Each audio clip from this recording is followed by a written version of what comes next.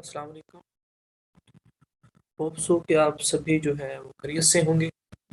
आज जो हम डिस्कस करेंगे वो कुछ बेसिक टर्म्स हैं, तो वो मैं आपके साथ आज शेयर करूँगा। आपको इन टर्म्स के हवाले से कोई इशू हो तो आप व्हाट्सएप पे मुझसे कॉन्टैक्ट कर सकते हैं।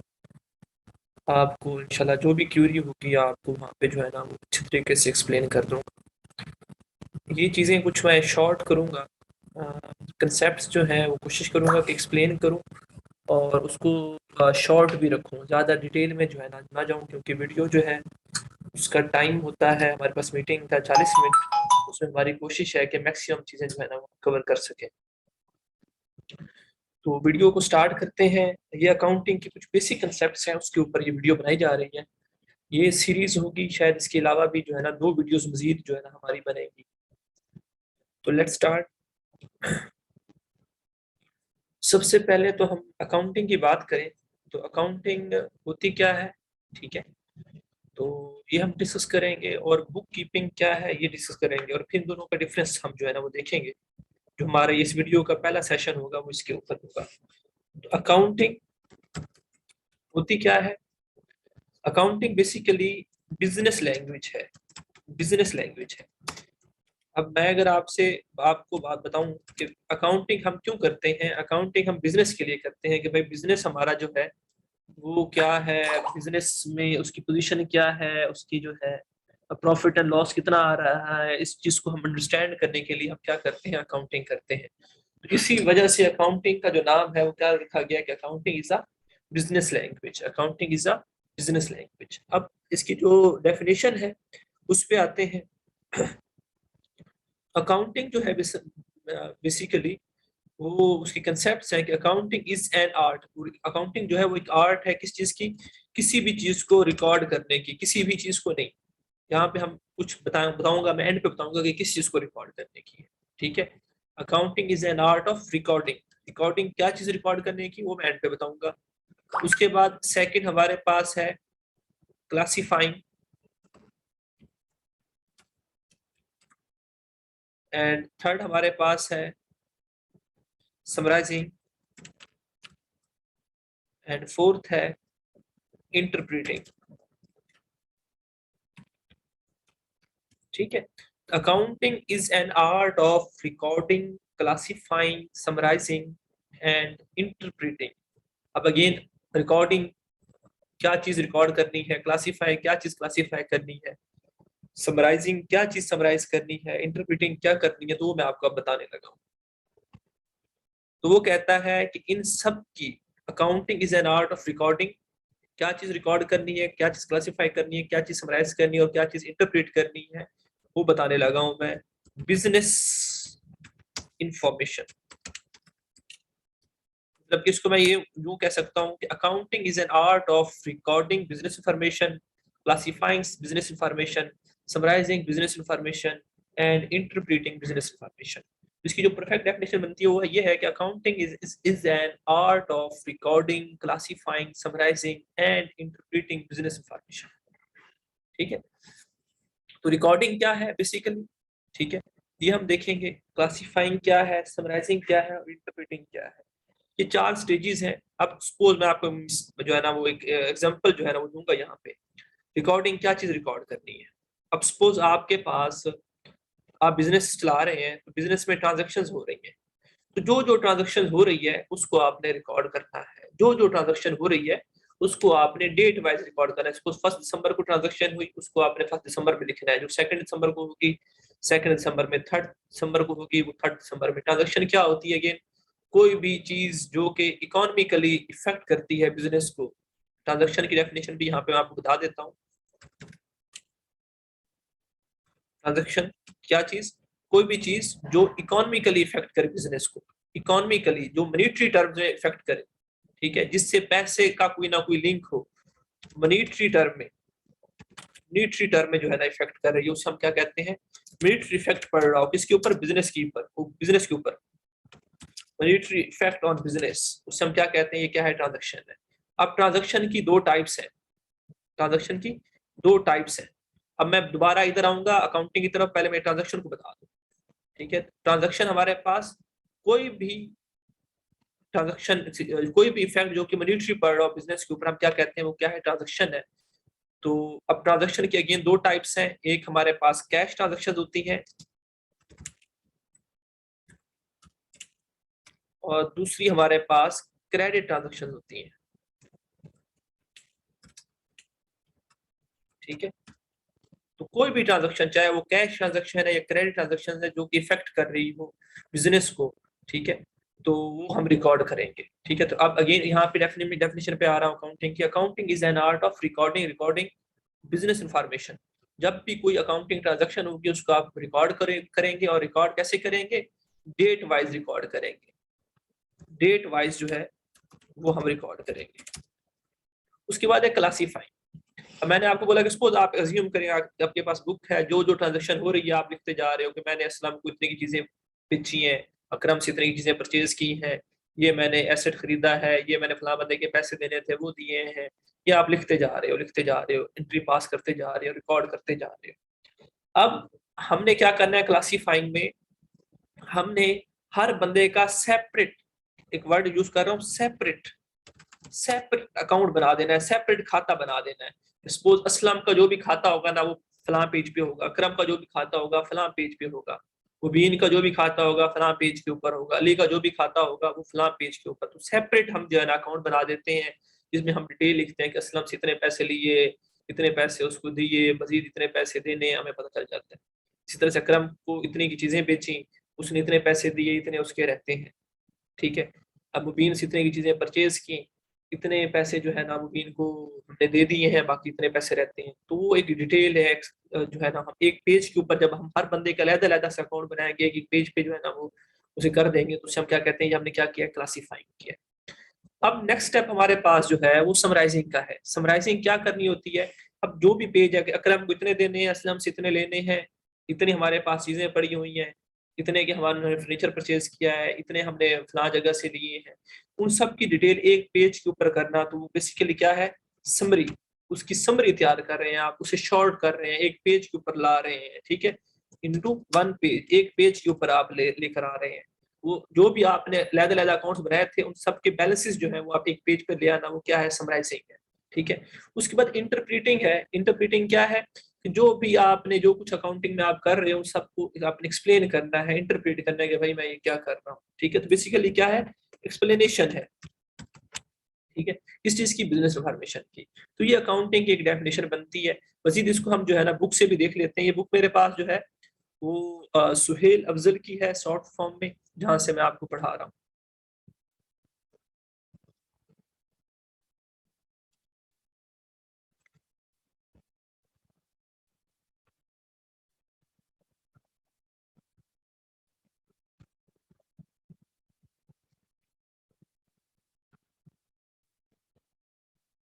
जी, तो ये बुक है मेरे पास, इसमें बेसिकली ये स्टेजेस बताई हुई हैं।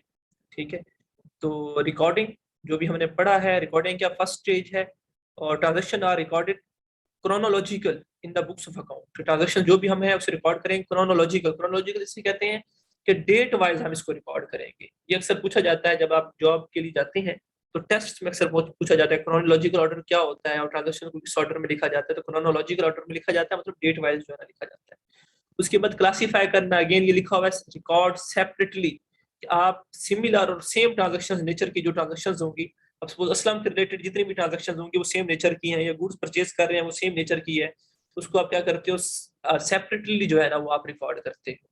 उसके बाद समराइजिंग है। ठीक है, ये थर्ड स्टेज है हमारे पास, आपने समरी बनानी है, जो कुछ आपने क्लासीफाई किया और सबके एक पेज के ऊपर समरी समरी बना देनी है।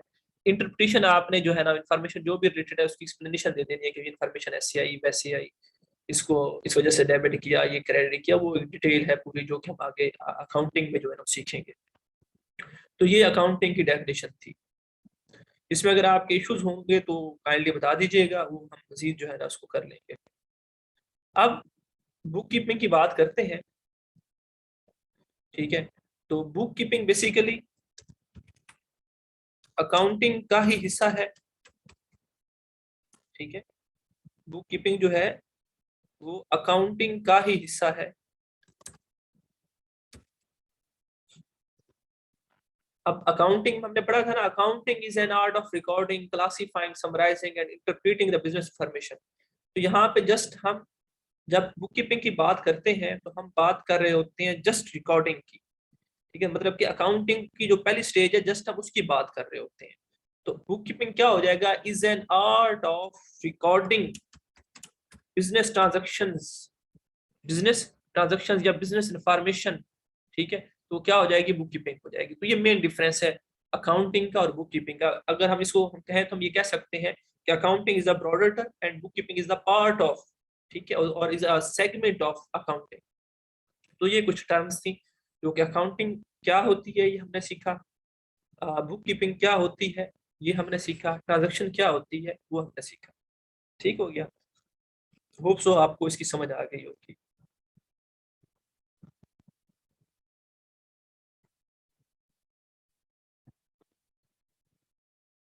नेक्स्ट हमारे पास जो है वो एक तो ब्रांचेस है, उस हवाले से हम देख लेते हैं। वो मैं बुक से ही आपको पढ़ा देता हूँ, ब्रांचेस ऑफ अकाउंटिंग, वो ज्यादा इंपॉर्टेंट नहीं है, जस्ट आपको एक एक दो दो पॉइंट बताने हैं उसके। ये हमने पढ़ लिया अकाउंटिंग क्या होती है, बुक कीपिंग क्या होती है, और अकाउंटिंग और बुक कीपिंग का डिफरेंस भी पढ़ लिया।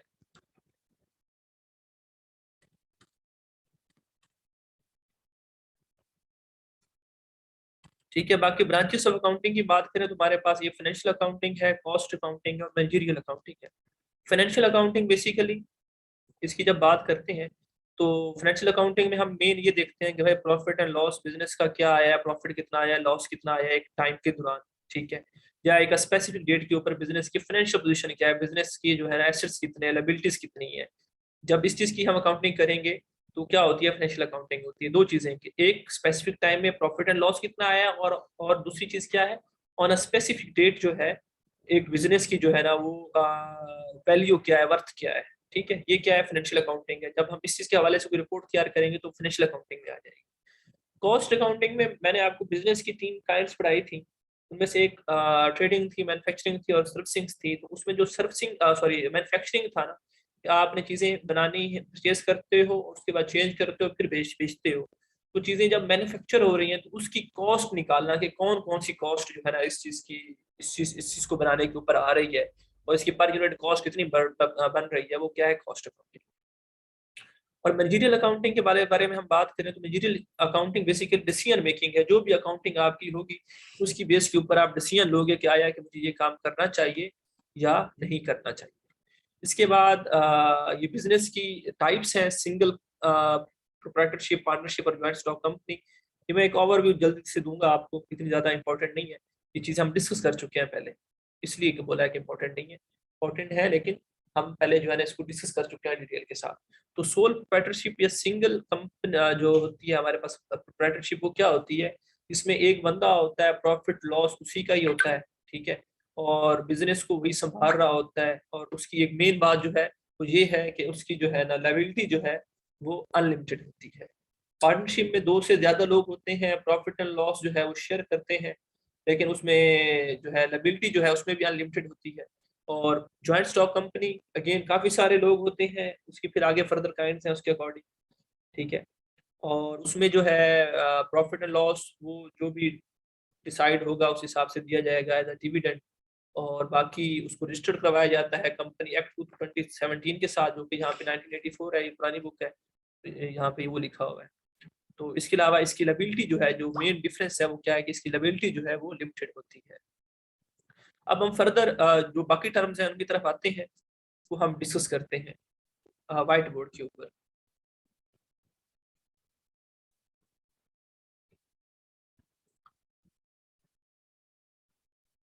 जी, पहली टर्म मेरे पास है वो है परचेजेस, ठीक है। परचेजेस के हवाले से हम बात करेंगे।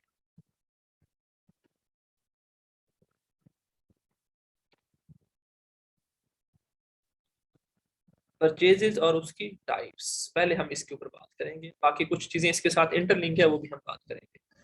अब बेटा परचेजेस क्या होती हैं, जब कोई भी चीज आप परचेज करते हो, कोई भी चीज आप परचेज करते हो, ठीक है, फॉर रीसेल। दोबारा इसको समझिएगा, जब कोई भी चीज परचेज की जाती है फॉर रीसेल, रीसेल, जब कोई भी चीज आप फॉर रीसेल के लिए परचेज करते हैं, ये एक टर्म है फॉर रीसेल, ठीक है। अब सपोज आपकी शॉप है गारमेंट्स की, आपने गारमेंट्स परचेज किए फैसलाबाद से और आप बखर में लेकर आए और बखर में बेच दिए। अब वो गारमेंट्स क्या है, आपकी परचेजेस है। उन गारमेंट्स को हम गारमेंट्स नहीं कहेंगे, क्या नाम देंगे, परचेजेस का नाम देंगे। इसी तरह से आपकी जो बिजनेस है वो, आपकी एक शॉप है इलेक्ट्रॉनिक्स की, तो इलेक्ट्रॉनिक्स की शॉप के लिए आप जो भी चीज़ लेकर आते हो फैसलाबाद से, गुजरांवाला से, और वो आप बेच देते हो बखर में, तो आप लेकर आए हो फारीज से, वो भी आपकी क्या हो जाएंगी, परचेसेस हो जाएंगी। आपका एक बिजनेस है, ठीक है, जिसमें आप जो है सपोज आप जो है आप क्या कहते हैं उसको, आप कुछ चीज़ बना के बेचते हैं, जैसे कि आप पिज़्ज़ा जो है वो आपने यहाँ पे एक ओपन किया है पिज़्ज़ा की शॉप, तो आप इस पिज़्ज़ा जो है बना रहे हैं, उसकी जो भी चीज़ें होंगी उसको बनाने पे जो आ रही होंगी, तो आप परचेज करोगे, ठीक है, उसको चेंज करोगे, बेचोगे, वो भी क्या है, आपकी परचेजेस हैं, क्योंकि वो आप चीज़ें परचेज कर रहे हो for the purpose of resale, ठीक है। तो अब वो चीजें जो फॉर रीसेल पर्पस के लिए परचेज की जाती हैं उसे हम परचेजेस का नाम दे देते हैं, ठीक है। लेकिन जो चीजें फॉर रीसेल पर्पस के लिए नहीं परचेज की जाती उन्हें हम परचेजेस नहीं कहते, बल्कि उनके नाम से लिखा जाता है और फिर उसकी नेचर देखी जाती है कि वो एसेट है या नहीं। अब सपोज आपकी शॉप है, शॉप में फर्नीचर आपने रखना है यूज करने के लिए, बेचना नहीं है, आपने वो फर्नीचर परचेज किया, तो अब वो फर्नीचर आप परचेज तो किया आपने, लेकिन वो फॉर रीसेल नहीं है, तो वो आपके पास परचेजेस नहीं होगा, वो आपके पास परचेजेस नहीं होगा, वो एसेट हो सकता है आपका। वो बाद में उसकी नेचर हम डिसाइड कर लेते हैं कि क्या नेचर है, उसके बाद उसको लिख देते हैं। इसी तरह से आपने जो है वो क्या कहते हैं उसको, कोई भी चीज आप गाड़ियों का शोरूम है आपका, अब गाड़ियों का शोरूम है आपके पास, गाड़ियां परचेज करके और बेचते हो, जब आप गाड़ियां परचेज करोगे फॉर रीसेल के लिए, तो वो क्या हो जाएंगी, आपके पास परचेजेस हो जाएंगी। लेकिन अगर आपका गाड़ियों का शोरूम नहीं है, बल्कि आपका जो है वो शॉप है गारमेंट्स की, तो अब आप गाड़ी की परचेज करोगे बिजनेस के लिए, तो वो क्या हो जाएगा, आपका एसेट हो जाएगा। इन चीजों को आपने थोड़ा सा आइडेंटिफाई करना है कि परचेजेस क्या होती हैं। परचेजेस जस्ट वो चीजें होंगी जो for the purpose of resale हो, जो for the purpose of resale. अब परचेजेस की अगेन दो टाइप्स हैं जो कि हम पहले डिस्कस कर रहे थे। एक हमारे पास कैश परचेजेस होती हैं, कलर स्कीम इसकी थोड़ी सी चेंज कर देता हूँ। एक कैश परचेजेस होती हैं और एक हमारे पास क्रेडिट परचेजेस होती हैं, ठीक है। तो कैश परचेजेस क्या होती हैं, जब अगेन मैं कोई भी चीज परचेज करता हूँ for the purpose of resale, ये चीज सेम रहेगी for the purpose of resale, ये चीज सेम रखनी है मैंने, कि जब कोई भी चीज परचेज करता हूँ फॉर रीसेल, ठीक है, लेकिन इसमें एक चीज जो कि मैंने आइडेंटिफाई करनी है वो ये है कि वो परचेज मैं कर रहा हूँ किस पे कर रहा हूँ, वो मैं कैश पे कर रहा हूँ। एक तो ये रीसेल सेम रहना है, और क्या होंगी ये, purchase on cash, purchase on cash, payment is cash payment is made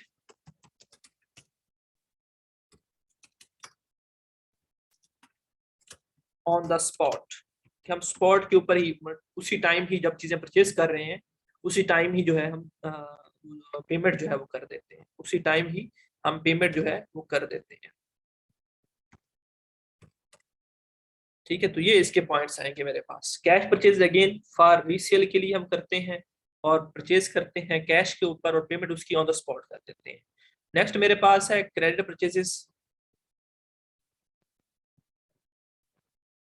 again credit purchases भी वही होंगी जो कि फॉर रीसेल जो है हम परचेज करेंगे, ये भी रीसेल के लिए ही परचेज की जाएंगी, लेकिन ये परचेजेस की जाएंगी ऑन क्रेडिट पे, उधार के ऊपर, या एक और नाम होता है ऑन अकाउंट, अकाउंट के ऊपर हम परचेज करते हैं। और थर्ड में हम पेमेंट जो है इज मेड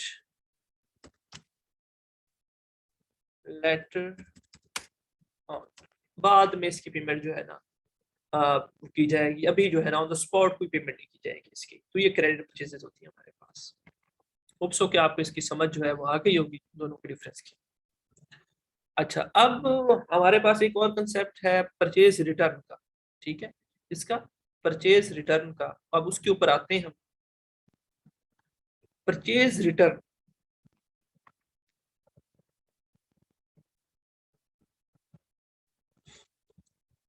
अच्छा, अब बात सुनिएगा, जब हम चीजें जो है वो परचेज कर लेते हैं कैश पे और क्रेडिट पे, चीजें दो होती है ना, तो जब हम क्रेडिट पे चीजें परचेज करते हैं और चीजें जो हैं वो उनमें मसला आता है, मसला क्या हो सकता है, वो डिफेक्टिव हो सकती हैं, ऐसे ही है, डिफेक्टिव हो सकती हैं, वो जो है वो क्या कहते हैं उसको, नॉट एज पर स्टैंडर्ड हो सकती हैं, एज पर स्टैंडर्ड हो सकती हैं, लो पुअर क्वालिटी हो सकती है, ठीक है। तो जो भी रीजन है, जब इसके ऊपर हम चीजें जो है इस इन वजूहत की बेस के ऊपर डिफेक्टिव होने की वजह से या एज पर स्टैंडर्ड ना होने की वजह से या पुअर क्वालिटी होने की वजह से चीजें जो है हम वापस कर दें, जब ये चीजें हम वापस कर दें किसको, जिससे हमने ली थी उससे हम क्या कहते हैं कि परचेज रिटर्न कहते हैं। और परचेज रिटर्न को एक और नाम भी है, उसे हम कहते हैं रिटर्न आउटवर्ड। ठीक है, ये दो नाम है इसके, ये दो नाम है इसके, ठीक है। तो रिटर्न आउटवर्ड भी कहते हैं और परचेज रिटर्न भी कहते हैं। तो जब वो डिफेक्टिव या एज पर स्टैंडर्ड नहीं है या अपनी पुअर क्वालिटी की है तो हम चीजें हम वापस भेज देते हैं, उससे हम क्या कहते हैं, ये क्या है, हमारी परचेज रिटर्न है, रिटर्न जो है ना आउटवर्ड है। अच्छा, अब नॉर्मली ये होता है, नॉर्मली मैं ये नहीं कह रहा कि हर दफा ये होता है, नॉर्मली ये होता है जो क्रेडिट परचेजेस होती हैं ना, ये परचेज रिटर्न होती हैं, ये जो है वो परचेज रिटर्न होती है, ये एक नॉर्मली जो है ना आप कह सकते हैं, ये कोई जरूरी नहीं है। कुछ अकाउंटिंग स्टैंडर्ड्स जो है जो कि ऊपर वाले लेवल से हैं, अभी आपको उसकी समझ नहीं आएगी, वो ये कहते हैं कि जस्ट क्रेडिट परचेजेस जो है ना वो रिटर्न होंगी, कैश परचेजेस रिटर्न नहीं होंगी, ठीक है। तो ये हमारे पास परचेज रिटर्न की डेफिनेशन आ जाएगी। उसके बाद नेक्स्ट हमारे पास एक और कंसेप्ट है डिस्काउंट का। अब डिस्काउंट के हवाले से मैं आपको बताऊं कि दो तरह के डिस्काउंट होते हैं हमारे पास, ठीक है, एक कैश डिस्काउंट होता है और एक ट्रेड डिस्काउंट होता है, इसके ऊपर हम बाद में डिस्कस करेंगे। तो हम अभी कैश डिस्काउंट की बात करते हैं कि कैश डिस्काउंट परचेजेस में कैसे होता है। कैश डिस्काउंट बेसिकली उसकी डेफिनेशन करूं कैश डिस्काउंट की, तो कैश डिस्काउंट बेटा वो डिस्काउंट होता है जिसमें जब हम पेमेंट करने लगते हैं अपने सप्लायर को, ठीक है, कौन सी पेमेंट, जो हमने चीजें उससे उधार में खरीदी थी, जब हम पेमेंट करने लगते हैं और एक खास टाइम से पहले हम पेमेंट कर देते हैं, तो हमें कहता है कि सपोज आपने ये पेमेंट अगर 10 दिन में कर दी तो मैं आपको जो है वो, तो 100 रुपये आपने मेरा देना है तो आप मुझे 90 रुपए दीजिएगा। 10 रुपए वो क्या दे रहा है, डिस्काउंट दे रहा है, लेकिन कंडीशन क्या लगा रहा है, एक खास टाइम से पहले आप मुझे पेमेंट करें।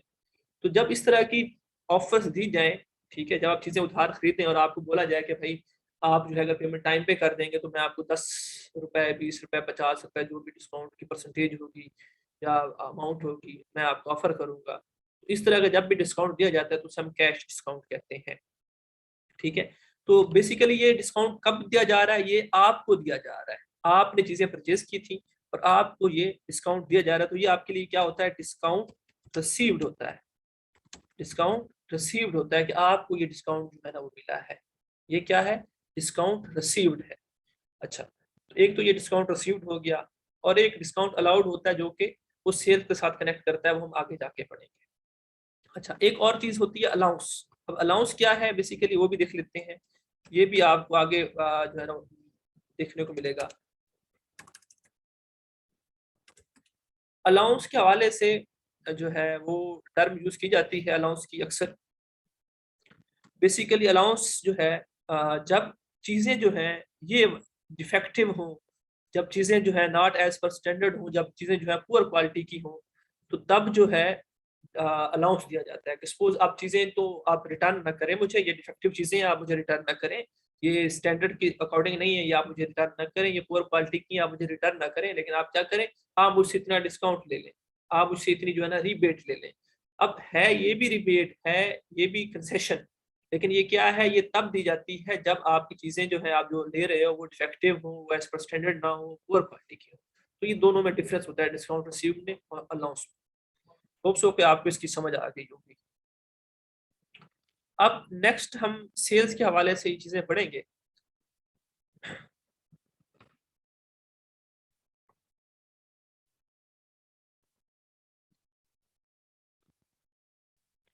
नेक्स्ट टर्म है हमारे पास सेल्स, ठीक है। तो अगेन सेल्स की भी दो ही टाइप्स हैं वही, ये मैं चीजों कनेक्ट कर दूंगा परचेजेस के साथ, तो ये ज्यादा हमारा इस पे टाइम नहीं लगेगा।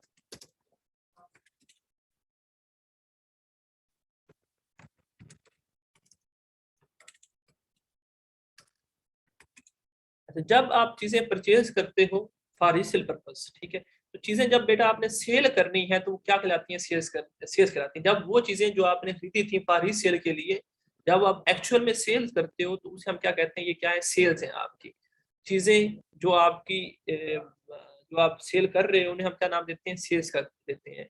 अब दो चीजें हैं। अब आप जब कौन सी चीजें सेल कर रहे हैं? वो चीजें जो आपने फॉर रीसेल पर्पस के लिए परचेज की थी, वो चीजें जब आप सेल करोगे तो जस्ट उन्हीं को हम सेल्स का नाम देंगे। लेकिन अगर एक चीज आपने यूज के लिए दी थी, वो आप सेल कर रहे तो आपकी सेल्स नहीं है, वो कुछ और है। वो क्या है? वो हम बाद में डिस्कस कर लेंगे। तो सेल्स की दो टाइप्स हैं, कैश सेल्स और credit sales. Cash sales again जिसमें कैश इन्वॉल्व हो, ये हम जैसे परचेजेस का पढ़ा था बिल्कुल वैसे ही है। और क्रेडिट सेल्स जिसमें कैश इन्वॉल्व नहीं होता, जो कि आप कह सकते हो पेमेंट जो है उसकी वो लेट करेगा आपको, आप लेट पेमेंट जो है रिसीव करेंगे, कैश जो है रिसीव करेंगे, ठीक है। तो ये क्रेडिट सेल्स हो जाती हैं आपके पास। तो आप क्रेडिट सेल्स जब होती हैं तो सेल्स रिटर्न भी हो सकती हैं, ठीक है। वो अगेन वही सारी कंडीशन, सेल रिटर्न क्यों होगी? जब चीज़ें जो है वो आपकी आपने सही ना दी हो, डिफेक्टिव हो, तो वो आप कस्टमर जो है आपको चीज़ें वापस कर देगा। तो सेल रिटर्न, और यहाँ पे इसका और नाम होता है रिटर्न इनवर्ड। उसको हम क्या कहते हैं? Return outward. इसको हम क्या कहते हैं? इनवर्ड, मतलब आपके पास वापस आ रही है। तो ये कौन कौन सी चीजें हो सकती हैं? अगेन पुअर क्वालिटी हो सकती है, लो स्टैंडर्ड हो सकता है, ठीक है, और डिफेक्टिव हो सकती है। तो चीजें आपके पास वापस आ गई, और इन चीजों के ऊपर आपने अगर कोई डिस्काउंट दिया कि भाई आप ये डिफेक्टिव चीजें अपने पास रखो, ये डिफेक्टिव चीजें जो भी हैं ये आप अपने पास रखो, तो मैं आपको इसमें रियायत कर देता हूँ, ठीक है। तो वो क्या हो जाएगा? आपके पास अलाउंस हो जाएगा, और ये अलाउंस आप दे रहे होंगे, ले नहीं रहे होंगे, ठीक है। इसी तरह से जब क्रेडिट सेल्स की पेमेंट की बात करते हैं, क्रेडिट सेल्स की पेमेंट जो है ना वो आपको बंदा ऑन द स्पॉट कर देता, सॉरी स्पेसिफिक डेट से पहले जो है ना वो कर देता है, तो आप उसे डिस्काउंट दोगे, और ये डिस्काउंट अलाउड होगा, ये डिस्काउंट अलाउड होगा क्योंकि आप दे रहे हैं। और अगर आप डिस्काउंट ले रहे होंगे, जैसे परचेजेस में ले रहे थे तो वो क्या था? डिस्काउंट रिसीव था। ये आप दे रहे हो तो ये क्या हो जाएगा? डिस्काउंट अलाउड हो जाएगा। तो ये सेल्स के हवाले से एक डिस्कशन थी। अब यहीं पे हम डिस्काउंट को भी डिस्कस कर लेते हैं, जो कि हमें पहले ही कर लेना चाहिए था। डिस्काउंट, ठीक है। डिस्काउंट आप कह सकते हैं कोई भी रिबेट, कोई भी कंसेशन, वो क्या होती है? डिस्काउंट कहलाती है। कोई भी रिबेट, कोई भी कंसेशन क्या कहलाती है? डिस्काउंट कहलाती है। इसकी दो टाइप्स हैं।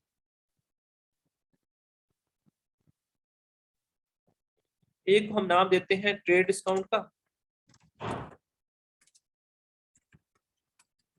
और एक को नाम देते हैं कैश डिस्काउंट का, ठीक है। ट्रेड डिस्काउंट क्या होता है?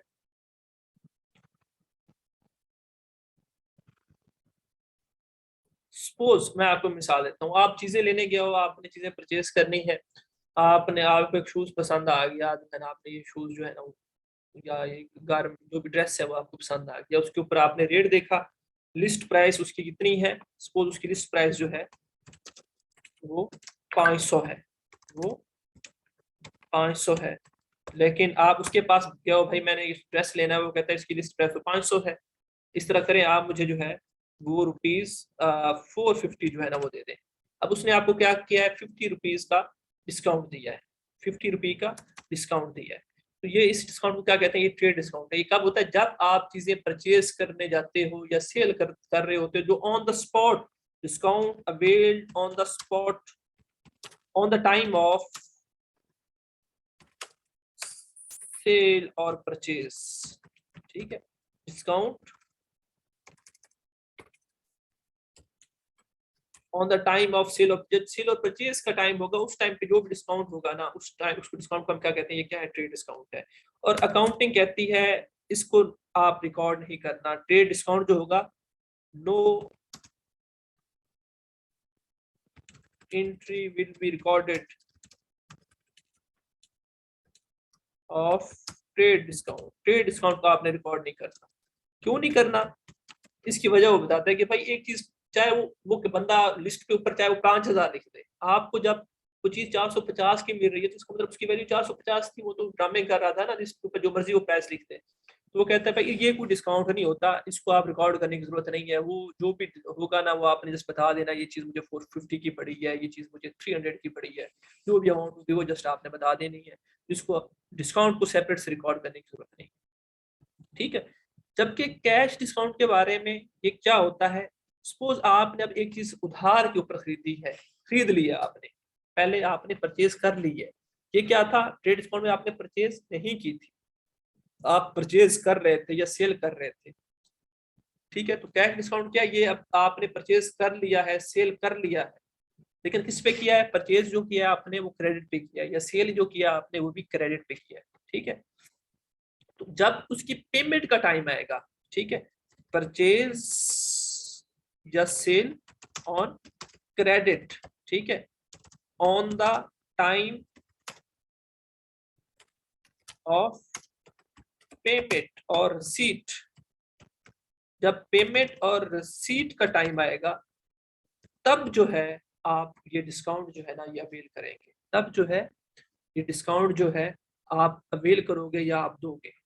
ठीक है, तो तब जो है ये डिस्काउंट जो है ना वो होगा, और अकाउंटिंग कहती है इसको रिकॉर्ड करना है, it should be recorded, it should be recorded, इसको आप रिकॉर्ड करोगे, अपने करेंगे अपनी अकाउंटिंग की बुक्स में। ठीक हो गया। अब इसकी अगेन दो टाइप्स हैं फर्दर। ठीक है, दो टाइप्स मैं आपको बता देता हूँ, एक डिस्काउंट रिसीव्ड और एक डिस्काउंट अलाउड, जो कि हम पहले पढ़ चुके हैं, जो कि हम पहले पढ़ चुके हैं।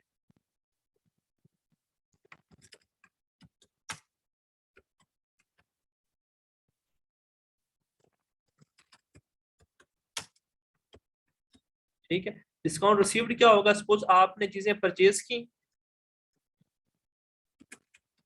पेमेंट टू सप्लायर, आपने एक सप्लायर था आपका, उससे चीजें आपने परचेज की। ठीक है, तो जब उसको आप पेमेंट करोगे तो वो आपको डिस्काउंट देगा, ये आप डिस्काउंट ले रहे हैं, ये आपकी इनकम है, ये आपकी क्या है, इनकम है। ठीक है, और डिस्काउंट अलाउड की जब हम बात करते हैं तो ये बेसिकली डिस्काउंट अलाउड क्या है कि आप डिस्काउंट दे रहे हो, आप डिस्काउंट जो है वो दे रहे हैं। ठीक है, तो ये कब किसके रिलेटेड होती है, ये आप किसको देते हैं, कस्टमर को, गिवन टू कस्टमर, जो आपका कस्टमर होगा जिसने चीजें आपसे खरीदी होंगी उधार के ऊपर उससे। ठीक है, और ये बेसिकली आपका क्या होता है, एक्सपेंस होता है, ये आपका एक्सपेंस होता है। तो ये कुछ चीजें थी जो कि डिस्काउंट के हवाले से थी, होप सो आपको इसकी समझ आ गई होगी।